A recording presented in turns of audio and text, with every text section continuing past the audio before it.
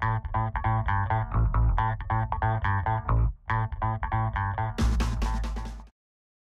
on est à 3 jours de la rentrée et si vous avez vraiment envie de bosser ce week-end, je vais vous donner 5 trucs qui vont vraiment vous aider pour la classe et qui sont très concrets.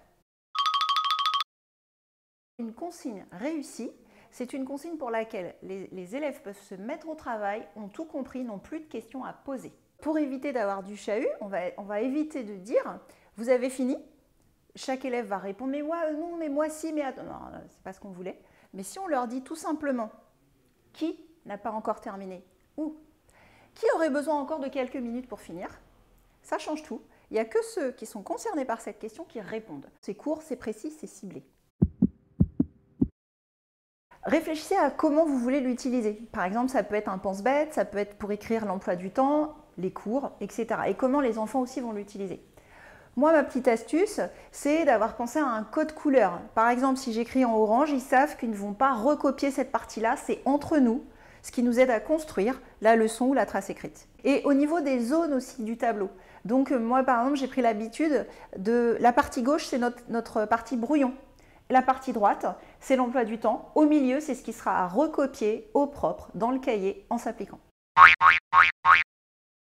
Avec votre appareil photo ou simplement en l'écrivant, pensez à bien regarder de quoi vous disposez dans l'établissement. Parce que quand vous serez à la maison, c'est là que vous avez besoin de savoir. Si vous voulez changer d'activité ou préparer vos activités, vous aurez besoin de savoir de quoi vous disposez exactement. Donc pensez bien à votre checklist et là le travail que vous pouvez déjà faire, c'est d'organiser, de se dire de quoi j'ai besoin et à quel moment j'en aurai besoin. Et puis pensez aussi au planning des salles. Si par exemple vous voulez faire une activité où il n'y a pas de chaise dans la salle, renseignez-vous sur les salles polyvalentes et toutes les salles dont vous disposez, les horaires et les plannings. Donc votre petit boulot, c'est de vous mettre tout ça à disposition, facile à utiliser.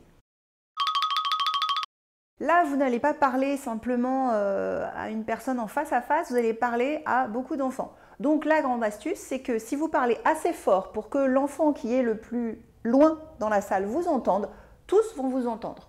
Donc pensez à porter votre regard sur quelqu'un qui est très loin. Entraînez-vous déjà ce week-end.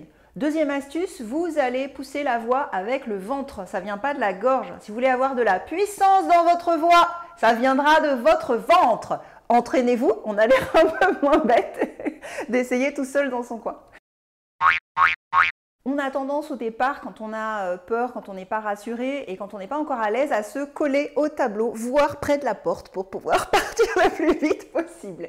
Donc si déjà vous commencez à réfléchir en se disant, à ce moment-là de la séance, il faudra que je sois près du tableau parce que je vais écrire, mais quand les élèves se mettent au travail, je pense bien à circuler pour leur montrer que je suis présente ou présent. Ce n'est pas parce que je ne parle pas que je ne suis pas avec eux. Et puis l'avantage, c'est que quand vous circulez dans les rangs et que vous voyez où ils en sont, vous pouvez facilement voir s'ils ont avancé. Si vous avez prévu 4 exercices et qu'ils en sont à la deuxième question du premier, par exemple, vous voyez comment ça avance.